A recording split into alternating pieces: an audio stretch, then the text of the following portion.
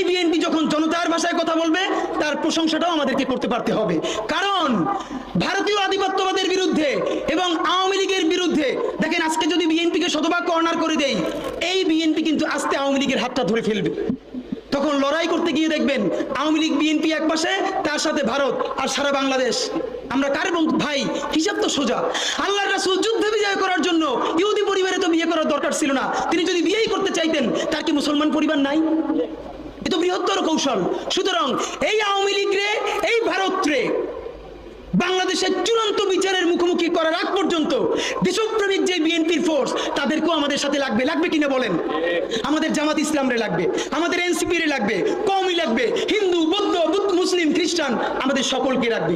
যেই গল্পটা বলছিলাম, দেখেন একটা জিনিস আপনারা হয়তো খেয়াল করেছেন, এই জুলাইয়ের পরে লাগাতার যদি শাহবাগের ফ্যাসিবাদের বিরুদ্ধে কেউ বলে থাকে,